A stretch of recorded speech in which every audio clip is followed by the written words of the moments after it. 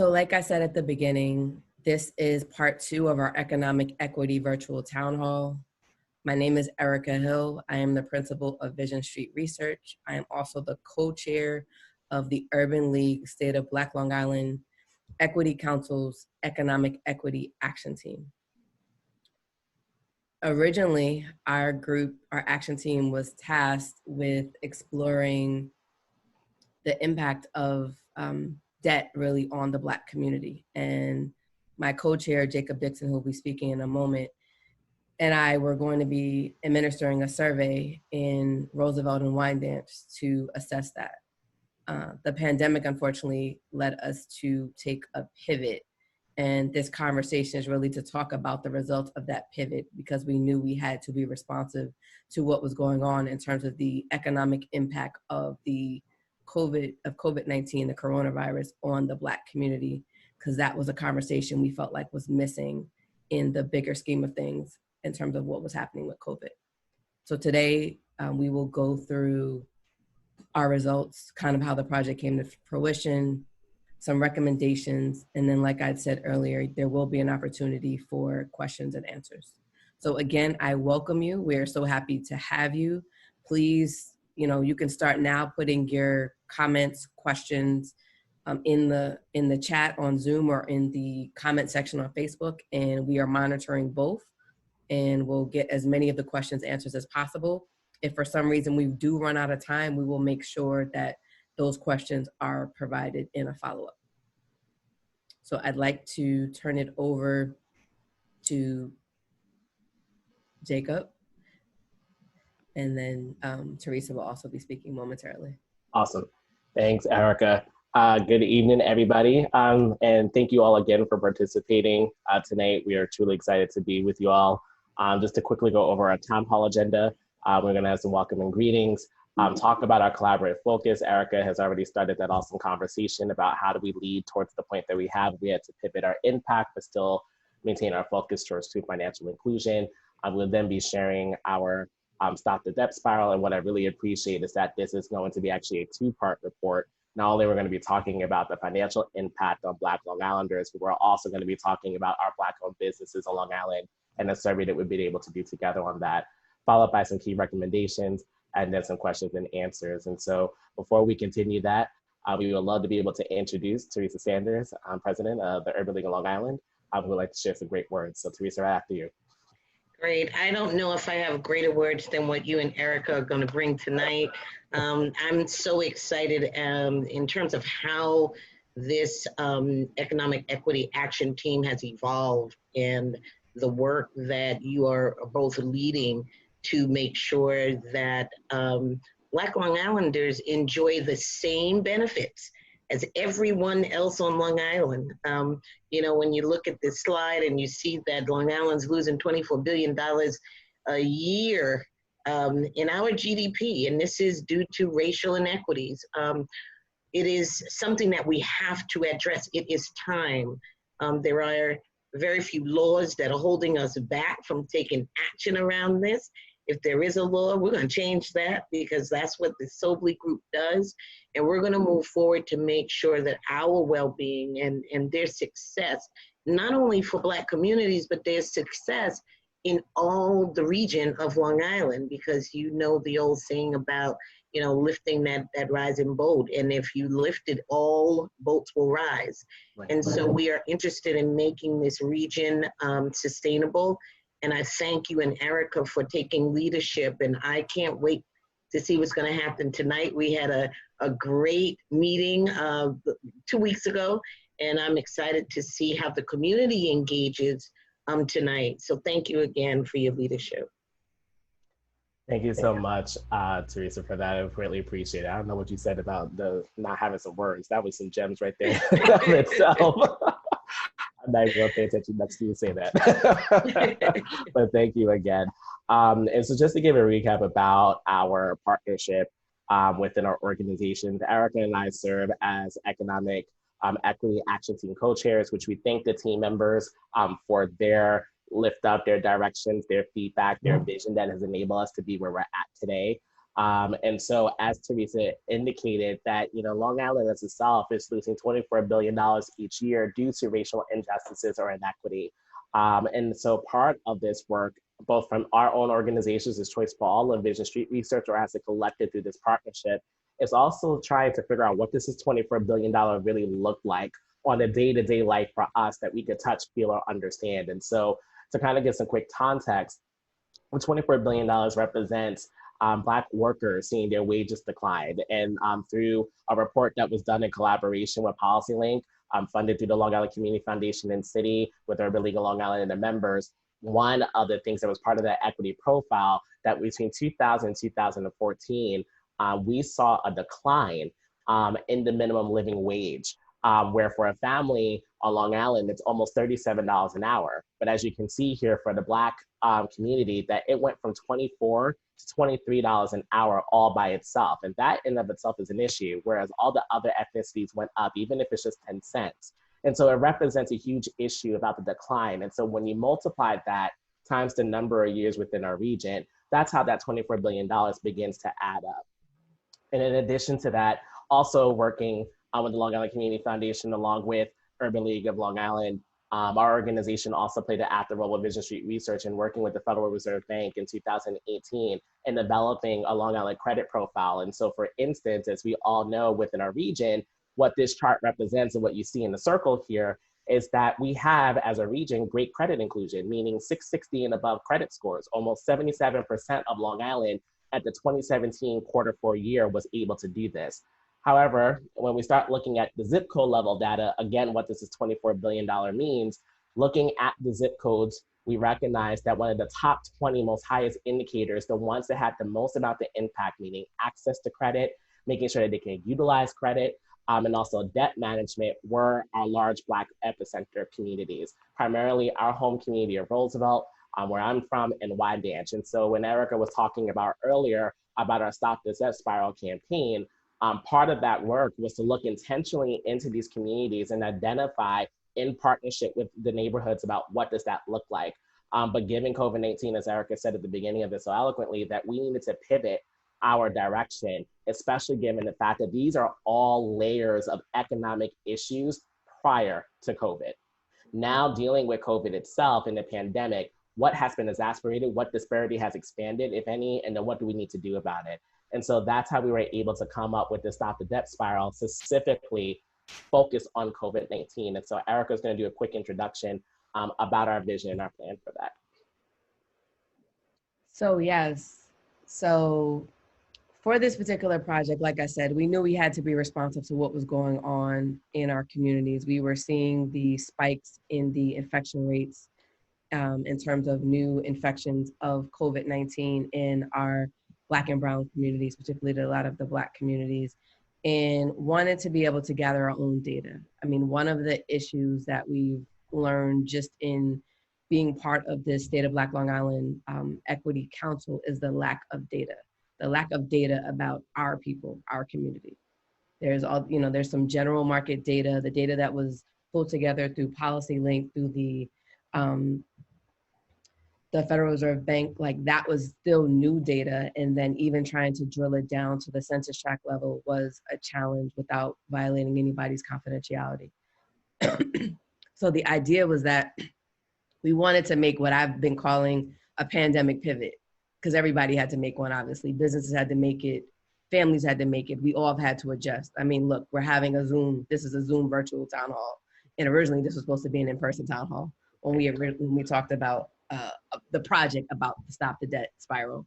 So for our pandemic pivot, it was how can we gather data about Black Long Islanders and the impact, particularly the economic impact, because that was really gonna change from what our original vision about the Stop the Debt. So Jacob just showed you about the information about people being overextended, people maybe having like higher bills or whatever. Well, now that was gonna be exacerbated because of the pandemic, right? So we wanted to collect the data to find out exactly, quite frankly, how bad had it gotten, and then to figure out like what plans, if any, do people have in place to try to look for the future? Like what does their economic vision look like for the future, given that COVID is not going anywhere, unfortunately.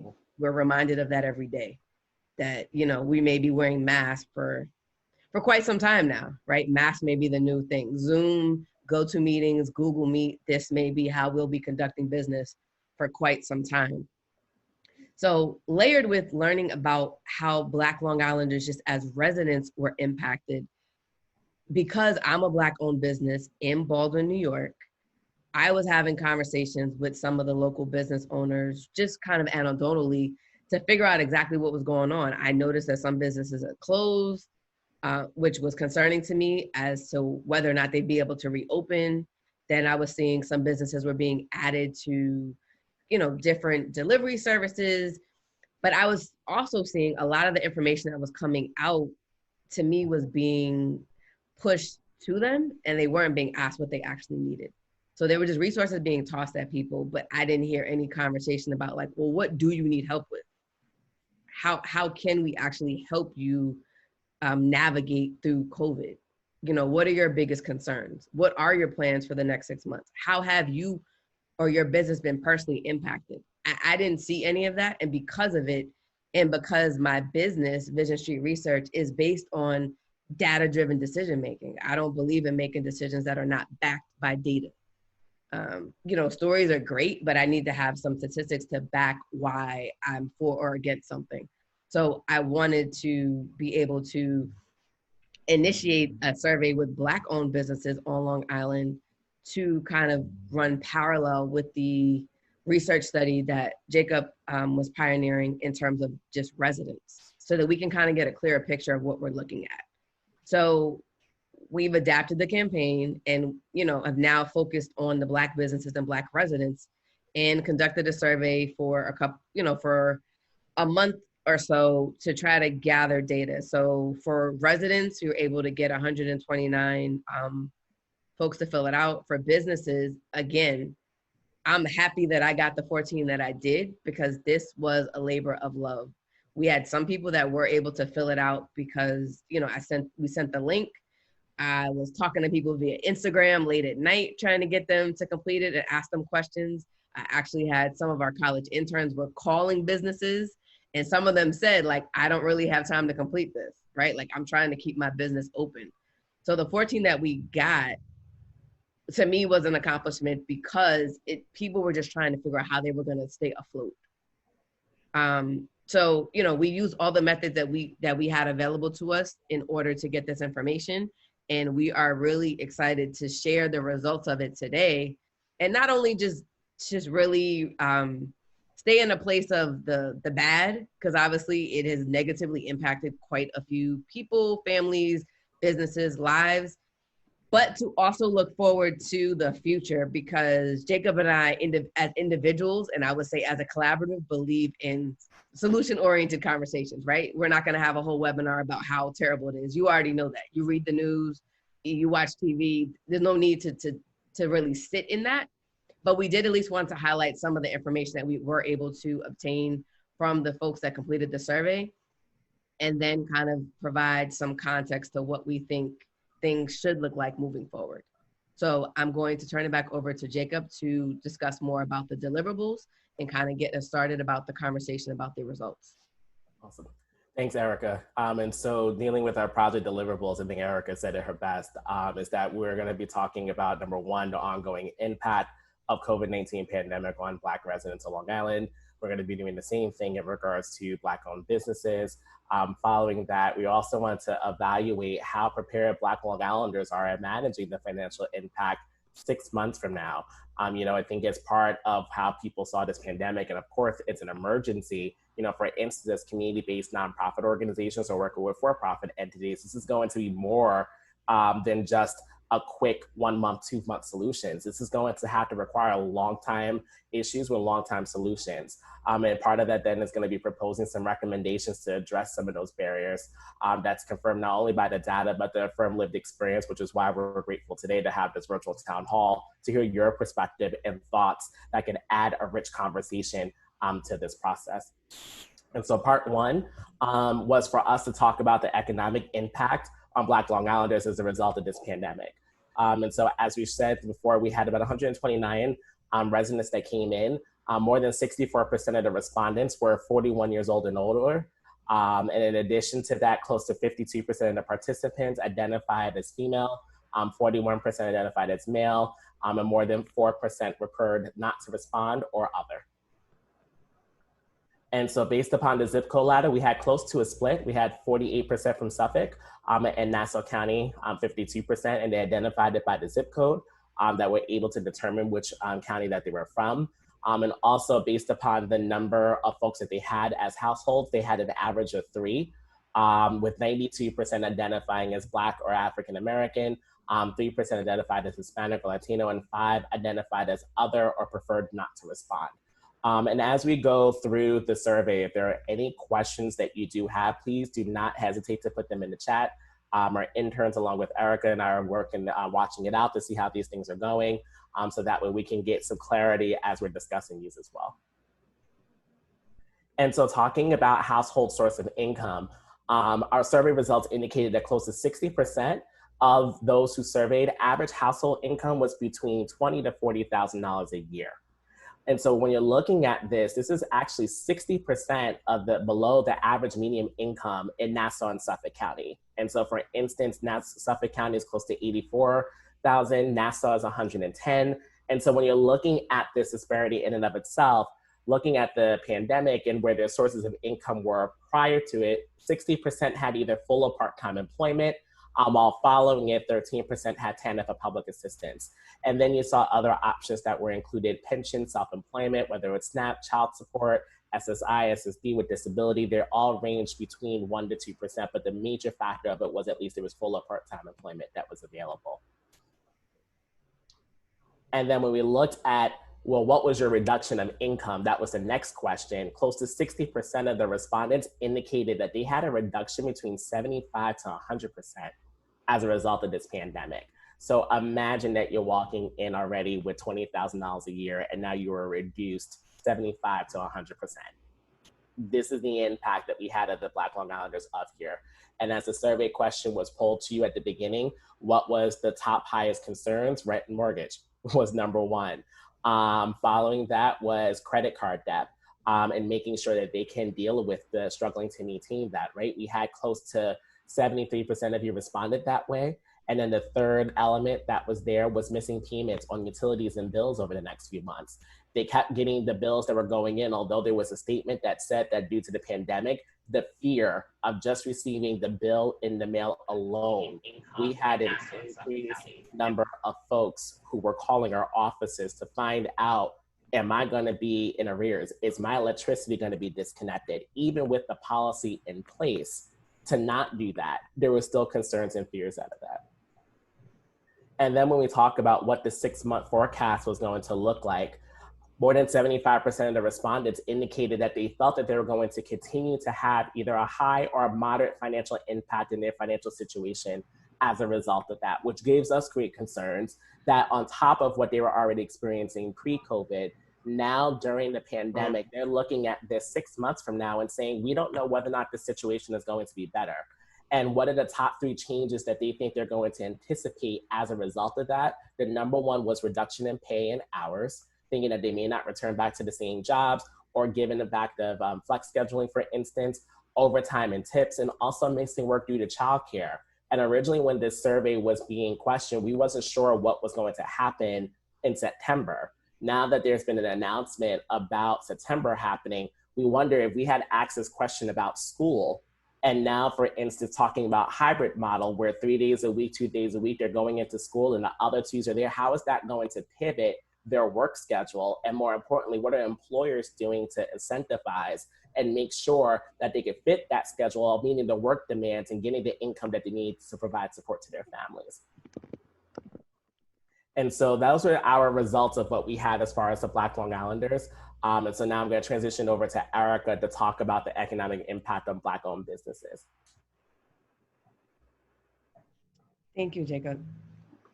So for the Black-owned businesses, the top industries that responded were restaurant and food and professional services. The food obviously being one that was a big one. A lot of the storefronts were struggling now that there was less foot traffic, and then there were all these restrictions in terms of not being able to have people dine in, and then obviously people's just overwhelming concern about the virus in general. We can go to the. So in terms of one of the questions about the number of employees, so looking at the survey results, at first, most of the businesses employed about 7 people or less prior to the pandemic, and then afterwards they saw a reduction to about 3 people or less. And for some of the ones that I've actually patronized, it would be like one person and maybe like a young person working with them, or just be them. I went to one establishment where the person was serving the food, helping to cook the food, taking the orders. So it was definitely a very challenging thing to see the reduction, even for folks that already had a pretty small staff. So the thing that I think for me was the most, I would say most troubling is, and I think this is for both of the surveys, like the level of loss, right? So there's a financial loss that people experience. So the majority of folks talked about 40% plus of revenue. A business owner talked about $30,000 reduction in their revenue. But this third bullet for me really struck home. So it's the loss of job, loss of customers, and then the loss of hope, right? Like that to me is an overwhelming sentiment that a lot of people have felt because of COVID, right? Not knowing when this will ever be over, not knowing when they'll be able to get out of the hole. Several businesses were closed for 6 months or more. Some tried to reopen and were unsuccessful. There are, in certain communities, places where they never were even able to reopen. And then, some business owners feeling like an increase in waste in terms of like now needing some things that for them may be wasteful and very expensive to obtain. And then for folks that are kind of work, if not directly in the food industry, but are supportive types of businesses, for events, like people that plan events and do like work with catering and stuff like that. Now that we can't be in a space with, first it was 50 people, then it was 25, then it was 15, then it was 10, then it was like, you just need to stay in your house. That kind of shatters someone if the whole basis of their business is around planning events. And now people have signed contracts and have to, cancel different arrangements. So having, 2/3 of your business lost because the pure basis of it is based around human contact, and now that's not really permissible, has definitely been a tremendous loss for the businesses that responded. So some of the pandemic pivots that were shared and then have also quite frankly been observed, people have had to adjust the hours of service. So some folks that were open early and stayed open late based on the restrictions that were implemented had to adjust. So maybe they open up later so that they can still have that late time closing time. Also delivery apps. So delivery apps, while convenient for the consumer, what I learned from one of the business owners that I actually spoke to is the prices end up being higher for the consumer. And then the actual business ends up having to take on some of that cost. So it's costing everybody more money, but they understand the importance of it because some people just don't feel safe coming into establishments. And the whole weight now that so many more people have gravitated to supporting Black-owned businesses, and then curbside pickup. So we've seen that businesses that typically would have had someone inside, like you can pull up. So maybe I've seen several folks use things like Instagram and text messaging for people to be able to book or order food, using things like Zelle and Cash App and Venmo to be able to accept payments. So it's completely touchless environment.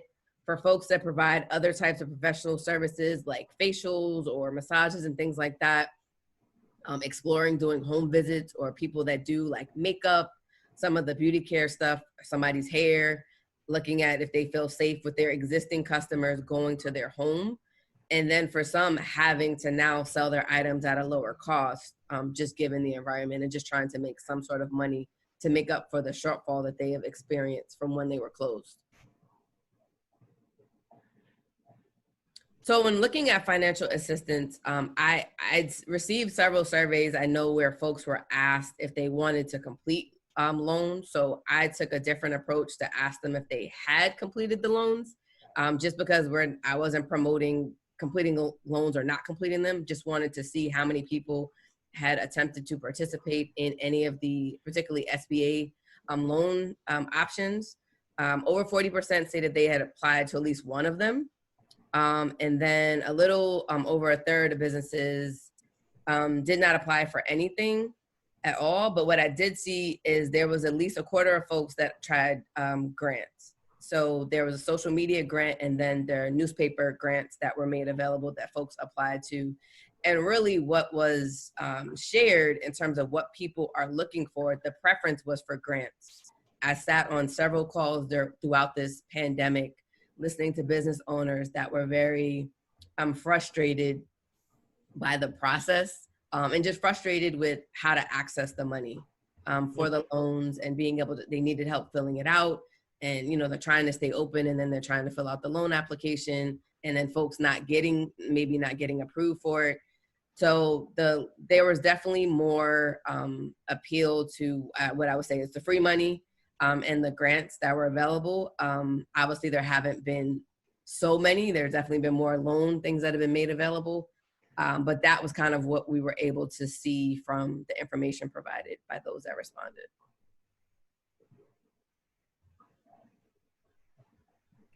And so going into part 3 of some of the recommendations that we had developed. So these are the things that we would love to hear some additional feedback from the participants, but these are based upon our experiences and conversations, both from our own organizations and company, as well as some feedback that we've heard from residents themselves as follow-up.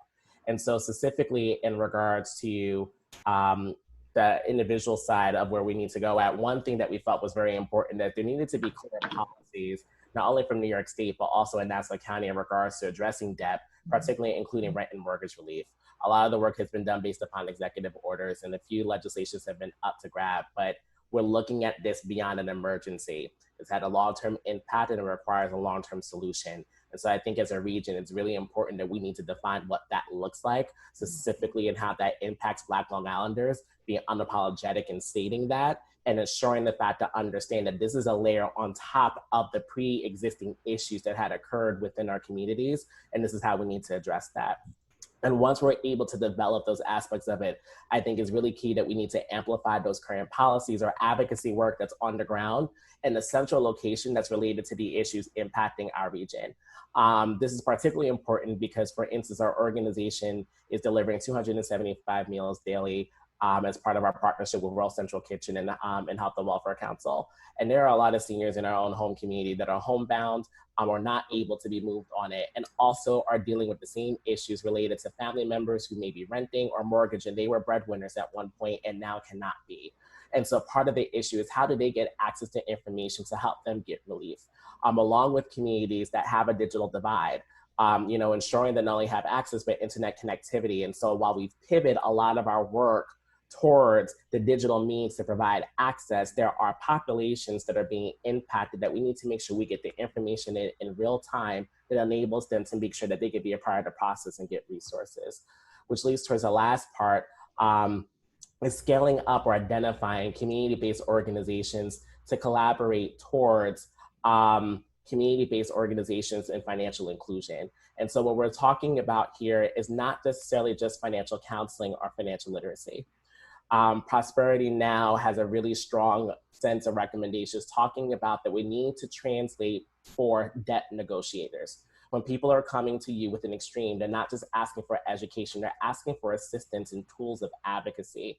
And that shifts the conversation from just doing counseling of here are best practices to you being a negotiator with said utility company or said other person to handle specific issues that allow them to have that sense of relief. So we can model issues of self-advocacy and self-efficacy while also doing the response for them. And that requires a shift in the model of what we're thinking about as far as financial inclusion and financial literacy. And so a lot of times when we hear, even our own brothers and sisters are going, yes, absolutely, we need to get them, literate of what's going on.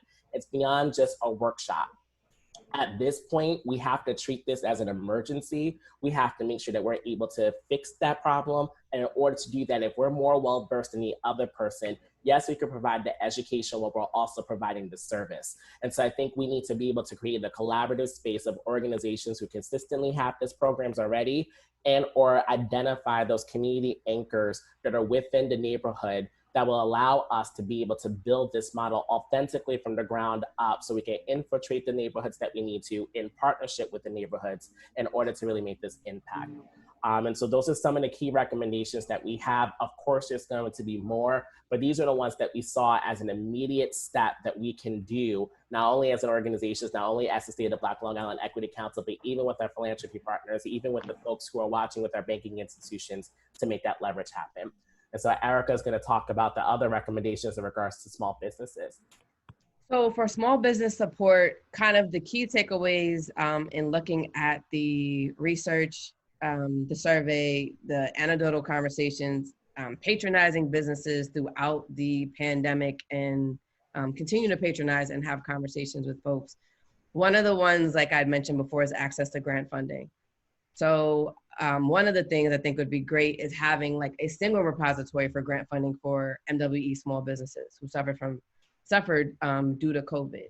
Right now, you know, different folks have been providing grant access, like her Sweet Spot has a micro grant that is currently out now, and that'll be in the follow-up communication that we send. There'll be additional grants that I know will be made available probably in the coming weeks. But to be able to have those funds and that information housed in one singular place, I think would be helpful for Black businesses that are just trying to figure out where they can find the information, specifically for Black-owned businesses.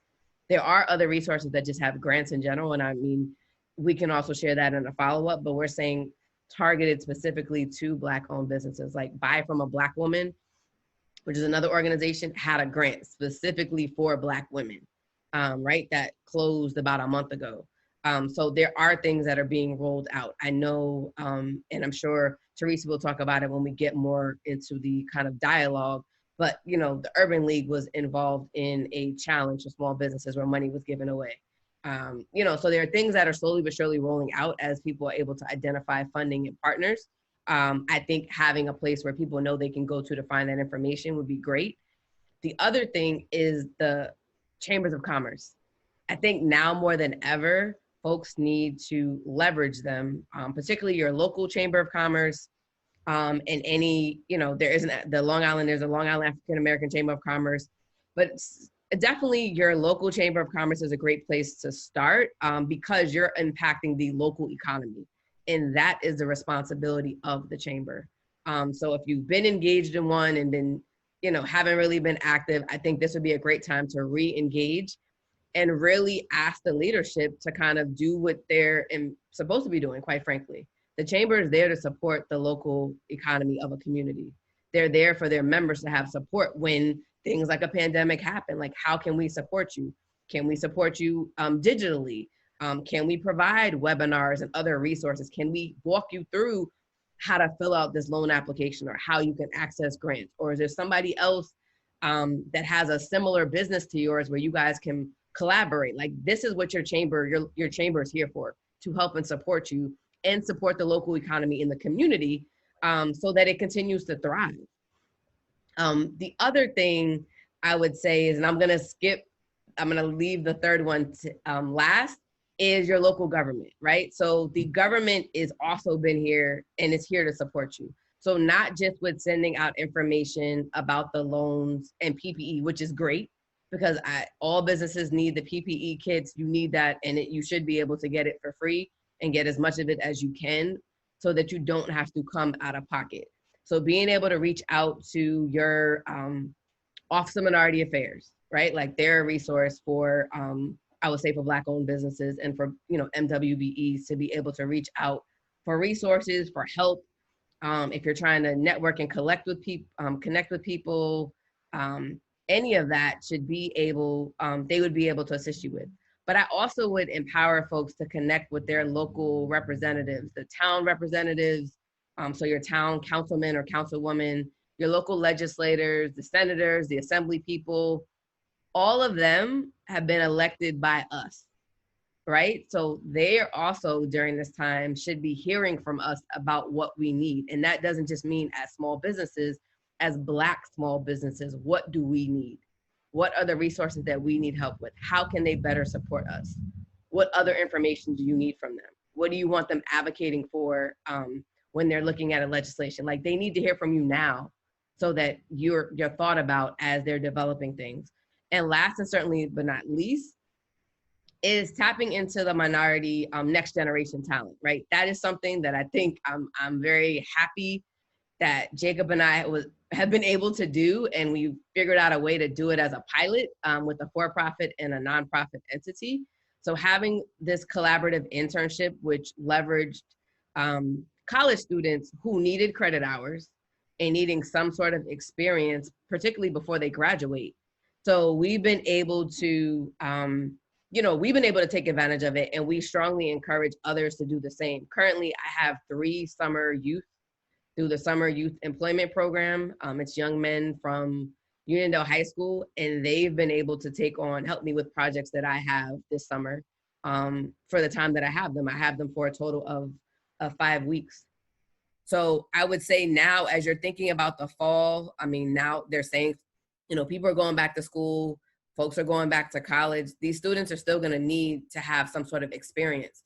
So reaching out to your local colleges and universities, organizations like Morrison Mentors, which I had a pleasure of speaking with recently, who actually provide desktop support. So they have young people that are trained to help you. So if you're having issues with your computer, if you need help with like website, some other things that may be pretty expensive for you to contact a technology company, you'd be able to leverage some local talent and some young people to help you with that.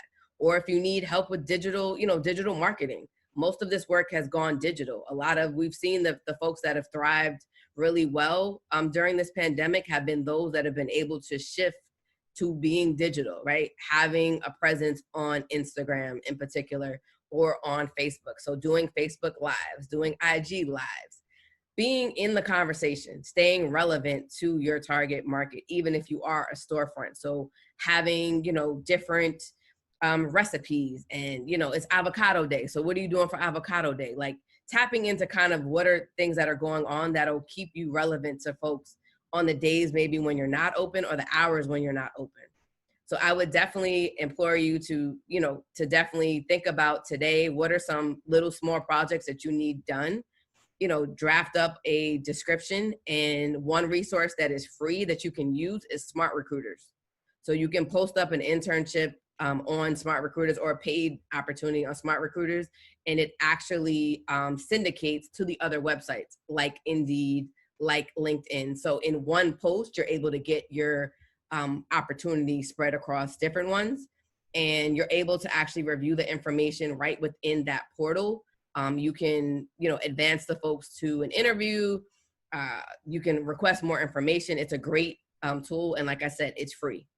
So I think similar to what Jacob said, this may not be all that can be done, but these are kind of the things that I think are the most salient, just based on what I've seen and what came out of the survey in terms of ways businesses can be further supported as we continue to move through this pandemic, and we make sure that our Black businesses can stay open, which is something that I'm committed to. I don't want to see any businesses close. I know one that did close, and I was very sad to hear it. They had been closed during the pandemic and then reopened, and were not able to survive. And I don't want that to be the fate when we already don't have enough, particularly in storefronts along these corridors. We don't have enough Black-owned businesses, so I definitely don't want any of them having to shut their doors. So anything we can do collectively to help support and make sure that that doesn't happen, I'm committed to it. I know Jacob is too.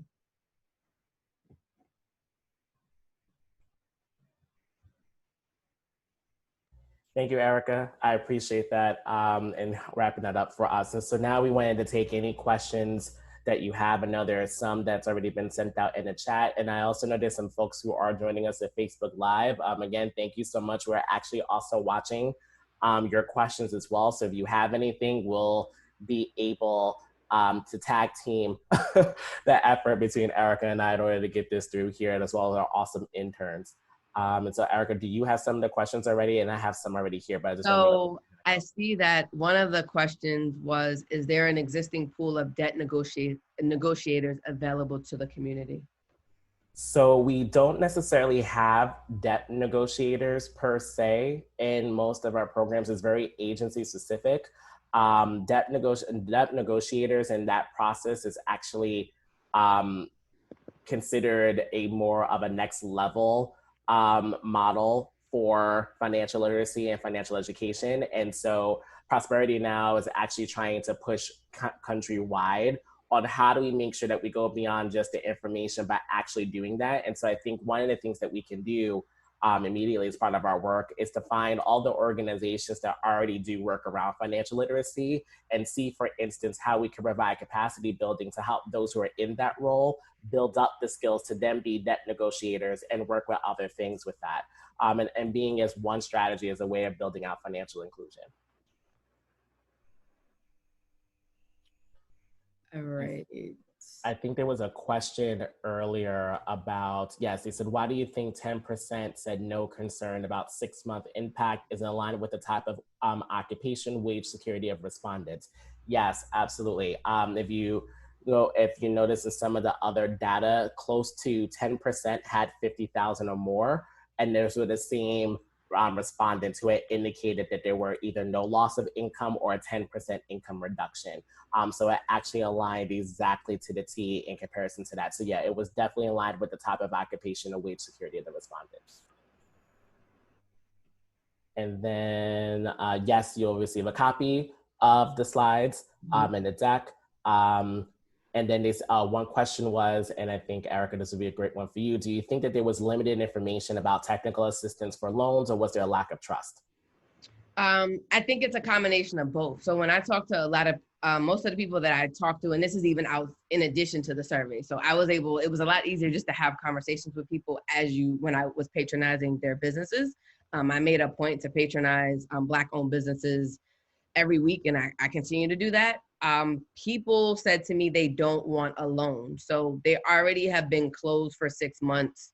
They're already behind in rent, or they're already behind. They're not comfortable with taking a loan, and they were not trusting of the fact that some stuff would be like, it'd be loan forgiveness. I just think, again, the Black people's interaction with the government is hit or miss. Some people have had great experiences, and for those, like, they will participate in certain things, whereas other folks have not had the best experience, and the last thing they wanted is to get involved in something where they were stuck. They were stuck kind of holding the bill. There were other folks that said they needed more help with how to fill it out. Like, there again, for the folks that were like the brick and mortar that really, could have benefited from a myriad of things, they're trying to stay open. They're trying to serve food. They're trying to figure out how to navigate. Now, if you have Uber Eats and Grubhub, like, they're going off every second. Somebody's walking in your establishment. Like, I watched it in action. It was stressful to me to watch. Right. I almost wanted to hop behind there and help somebody if I could have. So I just think it was very challenging to then say they were going to sit down and try to navigate and answer the questions that were being asked in the different opportunities. I think the other thing was messaging. So I think one of the issues was, for instance, like the PPE kits, I think is a good example. So the PPE kits were great and they're free, right? But a lot of the communication that was sent out in the subject line, it mentioned loans. So even I didn't open up the email at first because I'm not looking for a loan. So if the subject line says loans for people with COVID, impacted by COVID, and I know I don't want a loan, I'm not going to open it. But when I talked to someone and found out that Boost Nassau was not just about the loan, you needed to register in order to get the kit, but you had to scroll down further. Like, that's when I realized I think a lot of people were missing out on that opportunity because they saw loan and it wasn't as clear for somebody. And I'm not blaming I'm not pointing figures. I'm just saying that some of the emails that were received, loan was kind of what was standing out. So I think the open rate may have been lower unless you wanted a loan. Right. So I think some of the messaging, I think was lost. And I think some of the conversations that were had, I don't know, because these businesses were trying to operate, like how many people were able to participate in some of the webinars or conversations that were happening in the middle of the day.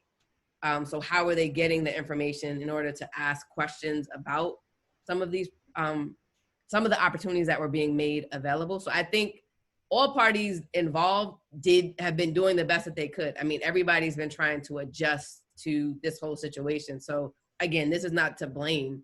I'm saying just as we move forward, Lessons learned. it's right. like, well, what else can we do and how else can we meet people where they are? You know, I know now some of the chambers are planning to do, like I belong to the Baldwin Chamber. They did one Zoom meeting. They're planning to do another one. Like that may be an opportunity to get information to some of these people, since their population, you know, people, the times that they set their meetings for some of these groups is a time that more of the people that are members are available. And maybe they have have a better opportunity to connect with them. I also think, though, using social media to get the information out, because overwhelmingly, most of the people that I've talked to them on Instagram, and they're business owners. Like, I know people that may be non-traditional, but that is how I've been able to have a conversation. I've had complete conversations with people late at night on Instagram. Like, hey, how is your business doing? How can I help you? You know, being able to ask questions, even for some people to get the survey filled out. I was talking to them at night or like very, very early in the morning. So I think like, because more of them are now existing on this digital space to try to get the word out about their own business, it's kind of meeting people where they are. So if there was a social media campaign about whatever the resources, if it's a new repository for grants, if it's, hey, these agencies are going to be offering technical assistance, I think taking advantage of people, more business owners, particularly Black business owners, being on social media as a way to promote their business would be another way to connect with them that they may not see it in their email, right? People get tons of emails, whereas people get tagged in a social media post, somebody reposted, they see it eventually. I mean, they say like, in order, like I have a marketing background, you have to see things so many times before they're like committed to memory. So you just have to keep exposing it to them. But at least then you could also explain what you can't explain if I never open up your email. Right. If I don't click open on the email, I never get to see the other information because the subject line wasn't compelling enough. On Instagram or on social media, you can explain.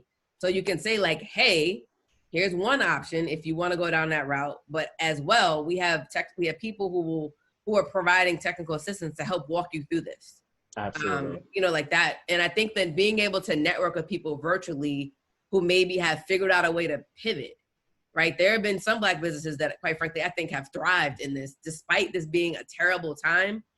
I've gotten amazing text messaging campaigns. I mean, during the storm, a text message said, your power may be off, but mine's not, and we'd be happy to feed you. Like, again, people are taking advantage of the fact of like, people need to eat.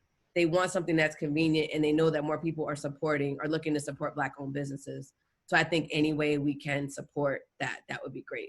Absolutely. I know Blake had a question earlier in regards to, and give me one quick second. Yes, when you were talking specifically about the types of loans that businesses activated, he wanted to know, were there any specific loan products or business support programs that were significant gaps that were identified? So for instance, licensing, certificates, marketing, did you notice like maybe one or two? No, they just really said that I tried to keep the survey as brief as possible. Like even when we were calling people to get them to fill it out, it was tooth and nail for some people of like, I got to get off the phone, I got to serve another customer. But that is definitely something I think what I've considered doing afterwards, because some businesses have asked me like, well, are we going to have a Zoom conversation with, like amongst Black-owned businesses to talk more about what happens next, or like how else we can support one another?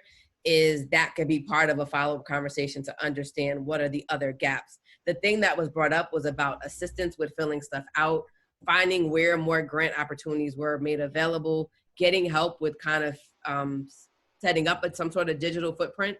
some people didn't have a very robust, or maybe not even had like a real existing website, right? But now if I have to order online and people are like going to your website to they want to know everything about you, you may have to elevate your digital presence, as well as being able to connect with other business owners. Like one of the things that I thought was very impressive is, for instance, Anaz spa in Garden City.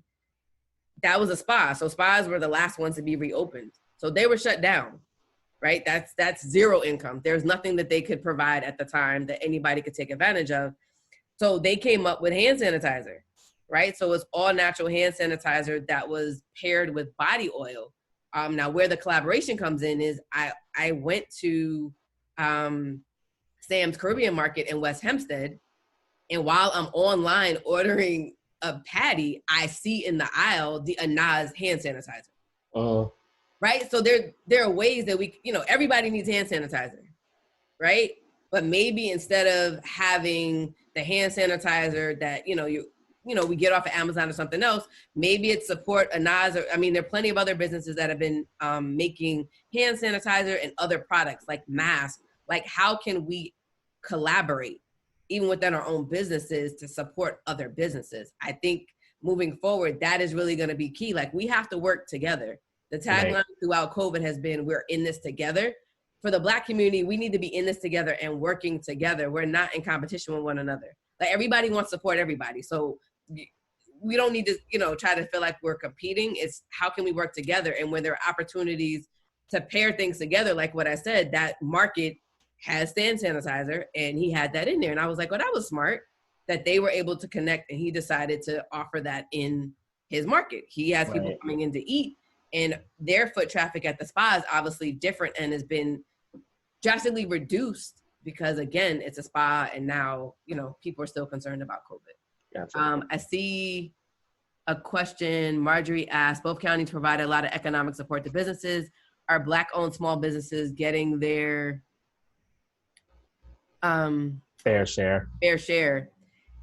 That's an interesting question. I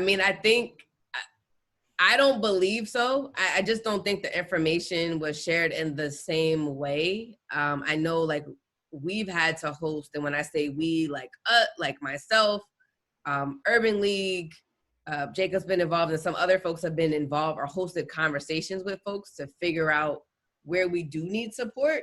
A lot of the information that was being held was being offered to, for lack of a better word, the general market, right? Those were the faces we were seeing when events were being held. So that makes it hard for me to feel like this is a space that you want me at, because I don't see anybody who looks like me at the event talking.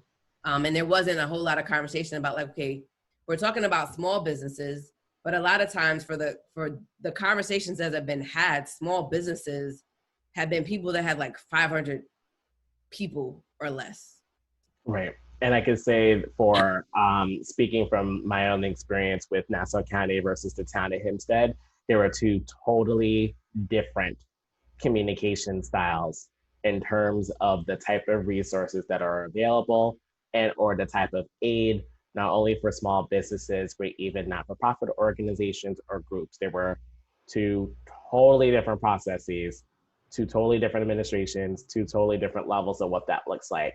And so imagine, for instance, a community like mine, again, Roosevelt, that is not an incorporated village, it's an unincorporated hamlet, who may have had small businesses who are struggling to figure out how to access one versus the other. Depending upon the level of government, was a different way of accessing any of that information or resources, or to see something that was available. And we do know for some instances, by the time majority of our small businesses or nonprofits that were in the spaces got the information, it was within 24 hours before the aid availability was, or application deadlines were in. And so again, I think there was a lot of emergency response that was happening. And so I think there was a way at which it wasn't transparent as it can be, which also led to us a second question of what mechanisms of transparency and accountability can be built to change that dynamic. I think it always comes down to, first, making sure there is public access to a lot of the information in regards to what is available. I think what we noticed was that because we couldn't traditionally do for instance, as an organizer doing knocking on doors and giving out information behind the COVID, a lot of us pivoted over to emails. And like you said, Erica, if the subject line is not applicable to you, you could get 20 emails in one day from 5 different people about the legislator who sent up the same information about PPP loan. And not one thing gave any movement about the actual ability to complete it. There was nothing about technical assistance to get it done. It was about, hey, go on this link and apply it now, because everyone just wanted to send the resource out. And so once you start getting oversaturated with it in a way, as much as you were being transparent, it's also like, okay, I gotta filter this because my priority is I gotta get something and I gotta get something now. And so I think part of it is just being streamlined with how that communication is being sent out, how is it being sent out and disseminated, and then as far as accountability, I think it really comes down to understanding who's responsible for what. Because right now, given what's happening, I don't think that people understand which offices within each of the departments, be it the town level or the county level, as to who's responsible for what type of relief. And so a lot of times we'll get the news press release that something happened and we're going, oh, wait, where did this get decided from? And how did this go through, or who's part of the community to make on that? And again, I think that's part of the transparency and accountability, is finding out who's the decision-making processes, and more importantly, who's a decision maker, who's a decision-making process, and what is their approval process in order for them to get accounted for. Because some of these attached to the federal government may have another layer of decision making with legal or other aspects that we may not ever be aware of here on a localized level in regards to getting that access. So I think until we have a full picture of what that looks like, I think we're going to continue to be in a state of confusion. And I don't think we could afford it as Black nowadays. We just can't. We need clarity. Yeah, I completely agree. I know one of the conversations that we also had is about who else was impacted. So Jacob and I are on here representing an organization and representing a for-profit business. But like I said, we ended up having interns that were in college that were drastically impacted. Like the shift that they had to all of a sudden take on was challenging, right? So I think the other thing that has come out of this is for businesses, right, or organizations that want to be able to leverage kind of that next gen staff, is having systems in place to be able to work collaboratively. And like collaboratively with people that you don't already know. So we didn't know some of the young ladies that we ended up working with, right? But we had to facilitate some sort of level of relationship building and trust using Zoom, quite frankly.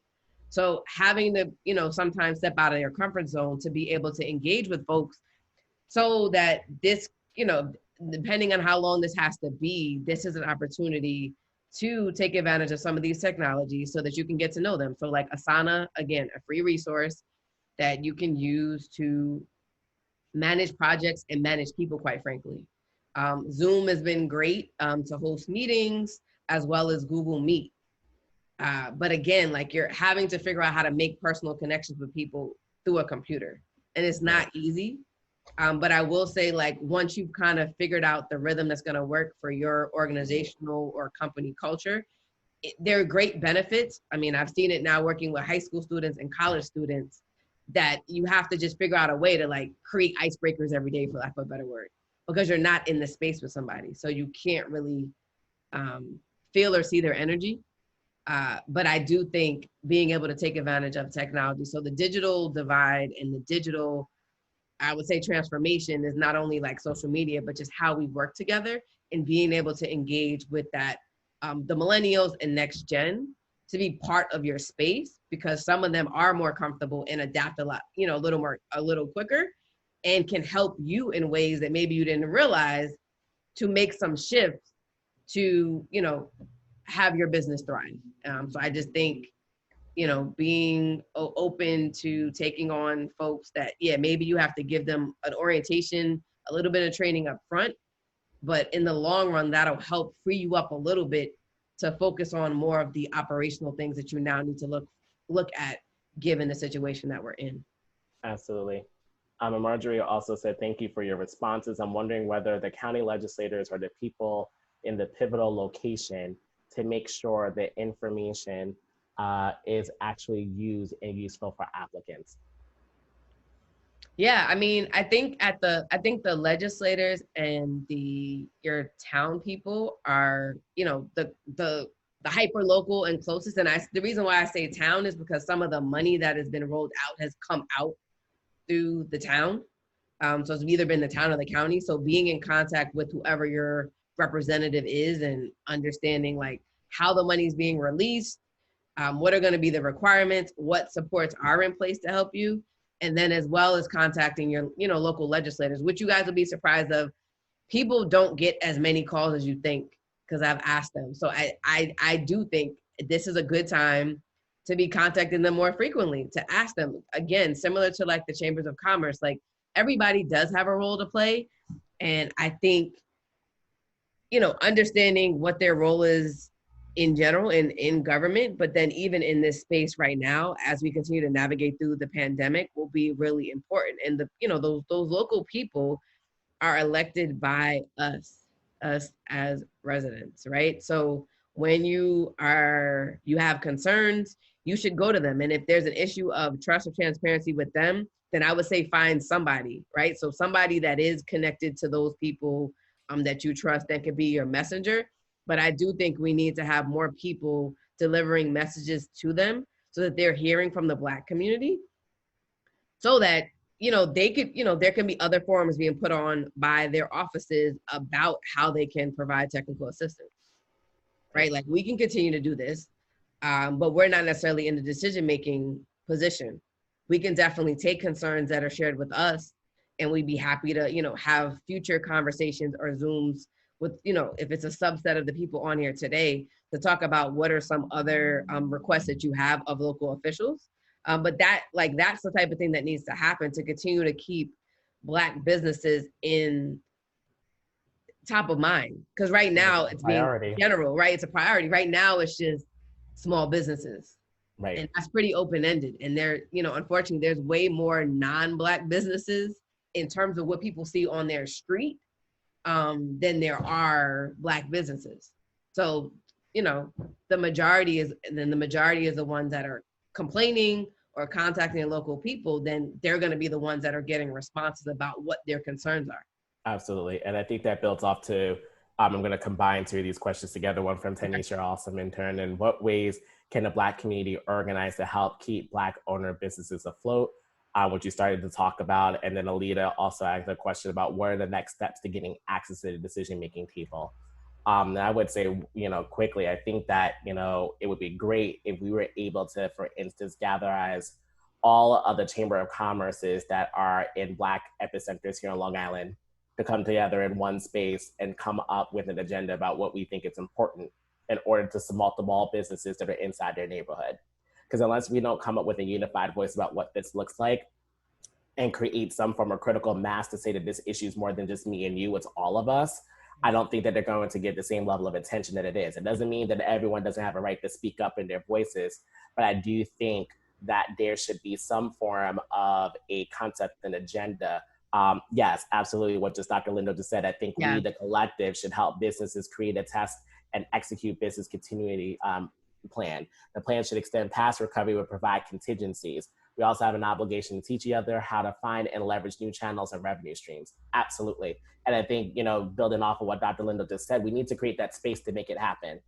And we need to find that central point that all of us are connected to. And right now, just talking about the losses or what have we experienced or what are the things that we wish we had, for instance, whether it was more TA, a person that we can go to help fill out the loan application or understand the true aspects of the loan and whether or not is it something that can be turned into a grant. If it's not, what does that mean for me? And actually have some form of, again, a negotiator, someone that's there to do that where there was really no accessibility otherwise to a person outside of your local bank in order to really get that information across. So those are some tidbits that I think we'll have on there. What about you, Erica? I think as it relates to businesses, I think we have to be kinder to each other, because I would say before the pandemic, unfortunately, sometimes we are harsher to the Black businesses than we would be to non-Black businesses because, maybe they have some pitfalls, like maybe there's some things they can improve. Instead of, going on any platforms and talking badly, what would be more beneficial is to, pull them to the side and say, look, I like supporting you. I think you have a great business, but here's just my feedback as a consumer. of, and maybe here's how I can help you, or, here are some places where you could get some support. Because if we just say like, oh, I had a bad experience there, now I'm gonna go on social media and bash the Black businesses, we're not helping, right? Like that's not helping. That's not helping them, and it's not helping us as a collective. So it's better to use it as a teachable moment to say like, hey, I've waited 3 hours for food. I'm gonna leave now.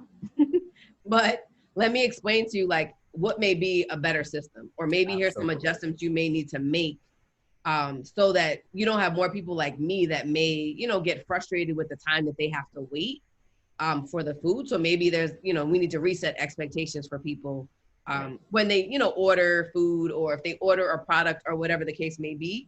And I also think just making a commitment to support businesses. And I say support them when Black lives start mattering, when Black lives count, that you still support them. Like, let's not just be supporting people because of this season right now. Correct. And that's not genuine support. And we talked about that, right? Where it's beyond just the 6 months. This is not a 6-month relief program and it's over. This is long-term issues of recovery that require long-term solutions. This cannot be a one-fix solution. Thank you so much. I appreciate it. It's beyond a workshop. This is going to require a point person. This is going to require some grace and understanding that not everyone has all the tools together, but we're here to do this because, like you said, there needs to be a commitment and understanding about their situation and how we could best support that. Absolutely. And I think the great thing now, because of, kind of banking Black, buying Black, Black everything, right? It's Black everything at this point. Right. That, here on Long Island, the great benefit that we have is there's a Facebook group that's called Black Long Island. And I mean, I can attest, I've gotten all of my medical doctors through that resource. And because somebody was endorsing them, and I've had great experiences with them. And then there's a website, Black owned Long Island, right? Where you can search for eateries, right? You can search for Black owned businesses here on Long Island that you can support. Again, we're not saying that's exhaustive, but those two resources are a great start to continue to support folks. And then when you support them, I'm sure there's something positive you could say about them. So support means patronizing when you can. And, Jacob talked about some of the financial challenges people have had because of COVID. So if you can't support financially, like you're cooking at home, that's fine. But you could support by like, they're on social media. So maybe you repost their post, right? They're posting about their menu. So if there's a Black owned business in your community, to say like, hey, I live in Valley Stream, for instance. So Valley Stream last week was the community I was featuring on my Instagram. So I like juicing. So I featured JoJo's Juice Bar. Yes, there are other businesses in Valley Stream, but I like them because I like juicing. So I posted about them, right? Like if I'm here in Baldwin, I go to Sweet and Savory, I go to Fish Trap, I go to Benny B's, I go to Swirl Bliss, right? On constant rotation, because I'm a proud Baldwin resident and also a Black owned business, I'm supporting those businesses. And I may not go there every day, but at least once a week, I patronize one of them and I post about them all the time.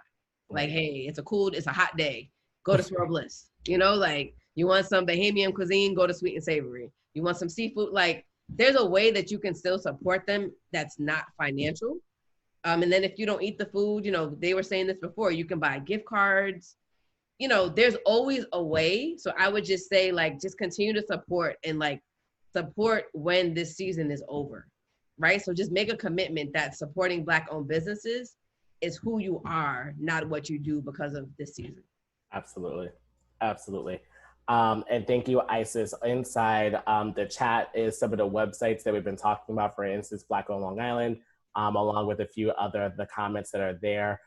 We also had some great comments in regards to some of the conversations and some food for thought. So for instance, what would the loans have been received differently if they were packaged as 0% loans rather than what they could have been, Right. I think that, and I think the other thing that people saw was, it seemed like what came to small businesses were loans. What was given to larger businesses was free money. And that to me seems a little bit reversed. The messaging. Right, the messaging. So why do the people who have more access to resources probably have more access to capital? I get it, they have more people, but why wouldn't there be some abbreviated or some version of the free money being offered to the small businesses. I only have 2 or 3 people, but I need money to able to sustain them. Like, why am I only being offered loans? Why is that my only option? Absolutely. And then seeing, and some other thoughts that also came up were in terms of providing support already for those who are already doing financial literacy through TA for financial negotiators.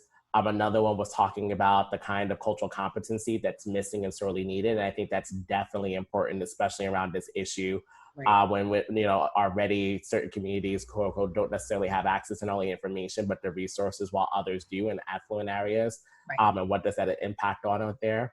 And then there was another one that was in regards to having more intentional conversations about this and making sure that we can have access to the table, which is there. So.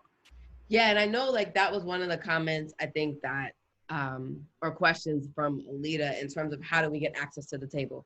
So part of getting access to the table is being actually visible, right? So I'm appreciative that all of you are on, either joining us on Facebook Live or on this webinar. But when I say like visible, so when there are like legislative meetings, like there was a meeting this past Monday where you're able to view it via online live stream. Like being on those conversations, or being at those conversations, and then taking that information and, having additional conversations amongst your friends, your family, your colleagues, and where there are things that you don't agree with or have concerns, contacting your local legislator, right? Like that's a legislative body that is making decisions. And one of the meetings that was aired was the Minority Affairs Council, right? That's a table. Right now, our tables are virtual. So being at the table is gonna mean like some of these Zooms, I'm Zoomed out, I'm GoToMeeting out, right. Google Meet, like I'm gonna be exhausted by the time we get off of here because I will have been on 5, at least, and I'm sure Jacob has me beat. However, we still have to figure out a way to balance out, our online conversation fatigue to be part of some of these other conversations. Because there are things that are being posted, right? There are things that are happening. Yeah, they may not be, getting wildly promoted. And, Jacob and I will definitely do our best to post them up on the page platform we've now set up around this whole economic equity conversation. But, when they're having events, when they're having webinars, when they're having these meetings, being part of it. The other part is also, another big issue right now was the census, right? It's important. It just is. And I will continue to say this. Black lives can't matter until Black people are counted, right? So if we're not counted, we're invisible. And, we as Black-owned businesses can't be invisible to the people making decisions either. So like we have to show that we deserve to be here. We need to be here. And, we want our voices heard. So I need all of you to complete the census if you haven't already, right? Because you're a resident first, you're a Black person first, if there's, you're biracial, that whatever, you still need to complete the census because that's the only way we can at least show for our Black communities and quite frankly, our brown communities that we at least have a seat at the table in terms of how money is even being divvied out. And I was just getting ready to say that, Erica, really quickly, that determination factor of the census is how the federal aid is being determined now, based upon the relief. So now imagine if we were undercounted, for instance, in my neighborhood by 40%, have we been shortchanged the real amount of resources that we need in our neighborhood because I was counted over 40%? 10 minutes equals 10 years of impact. These are the real things that we need to make sure intentionally. And now that they even cut down the time window to September 30th, we have a more sense of urgency to deal with this. So while we're dealing all these different layers about the economic issues, that allocation of resources that you're talking about, we now have a 30-day window, if not 45 days, to pull this together within our neighborhoods. The time is now to kind of light that up and say, hey, folks, get this in because we need this for long-term resources, solutions, and figuring that out. I think the other thing that we are definitely committed to exploring is how we could get a Black bank out here. Yes, that was one of the things we talked about. Yes, like we've talked about it. I know you guys have seen in the news probably, there are there's more conversation being had about like Black banks. There's also a version of a PayPal that is now Black owned, because most people know a lot of people use PayPal for different things. Even business owners use it as a way for people to be paid. So just trying to figure out how we can continue to support like this ecosystem of a Black economy. And I mean, I think people have talked about like wanting Black Wall Street to come back, right? Like we on Long Island have an opportunity to continue to support it. And, you know, things like the census and people knowing where we are, like that data, us having like an actual accurate count is how businesses determine where they want to set up, right? So if we want to go approach somebody to say like, hey, we want a Black bank, we have to be able to show there's a population to support this bank. We can't just say we want it because we want a Black bank. They're going to ask for the demographic data. And that means we need it to be accurate. And right now the census is the only like data that is like considered trusted data for people to use to say, here's how many people, you know, live here. Here's how many Black people live here. Here's their, you know, here's a different income, and be able to really speak about what resources that we need, because there are different levels of access that people need, regardless if it was COVID or not. There are people that are unbanked. There are people that are underbanked. And there needs to be resources for them. And unfortunately, a lot of the traditional banks just are not set up to be able to have all of that diversity in one place. While also recognizing that, you know, we don't want to leave them off the table either, and making sure we hold them accountable within those traditional spaces and figuring out what that looks like. And so while we add diversity as far as options for especially the Black communities to make decisions of, for those who are within those existing systems, how do we make sure that we hold them to the standards of diversifying their products and making sure that people and have even access to it, let alone that. And so I think, you know, we have a dual track process that, you know, we've been working on to see how we can make that work. Agreed. So thank you, Isis, for continuing to post the importance of the census and Black people. Again, we don't see this virtual town hall part 1 and part 2 is just the beginning. We wanted to at least start the conversation just based on the data that we have. As we shared before, we will be sending out a copy of the deck and the recording will be made available. And when we send it out, we'll also resend out the information from the Community Reinvestment Act. I know there are folks that may be interested in continue that conversation. So I think after this is over, Jacob and I, as well as in collaboration with Teresa, will regroup to talk about like what that could look like. Maybe they're just shorter conversations, like working group conversations, to do a deeper dive on both of these issues to figure out how we can, really make some sustainable change that'll benefit Black Long Islanders. Absolutely. So if you would like to be able to join our team or be able to participate and give feedback, and we would love to hear your insight as we are really at a position now to build not only a comprehensive agenda, but a strong work plan towards equity and financial inclusion. And some of your feedback today has been absolutely amazing towards that effort. So we thank you for your time, especially because we try to keep this right here and punctual. So we're getting right at 7:30. And so please be on the lookout in the next few days for a copy of your presentation. The research report will be available as well as the video. Not only will be available here on Facebook, but we'll see if we can also have access to it on YouTube. And also stay tuned. Erica had announced some great opportunities for some grants. We will include that in our follow-up email. And Erica, is there anything else that we needed to add to that? I think the one thing I want to add, so when we set this up, we were still kind of building out the platform that we were going to use to continue this conversation. Yes. So when you guys registered for the event, it is through the Vision Street Research platform. But what I would want to remind you of is the follow-up email and communications kind of about this conversation are coming from a joint email account that we've now established, just so we can keep it going, which is the Economic Equity BLI, so Black Long Island, at gmail.com. So you will get an email. It'll be a follow-up email via MailChimp. So I just ask that you save that as a favorite, Economic Equity BLI at gmail.com, because that'll be the email account that we'll be using to share information regarding this whole topic of economic equity, any future events we're going to have, any conversations, small group, things for you to register for. It'll all be sent from that email account. So I don't want it, to be caught up in any sort of spam. If you have additional questions or want to have, one-on-one conversations with Jacob and I, that would be the same email to send it to, just so we can keep everything together. And, we'll definitely be following up.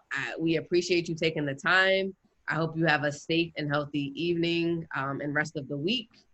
And again, continue to join the conversation, right? I just think like for this season, for 2020, it's hashtag join the conversation. In order for us to be at the table, we have to join the conversation.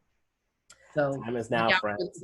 Open more of those emails and join the conversation. Be on social media, join the conversation. The time is now. Time is now. Thank you, everybody. Have a good night, all right?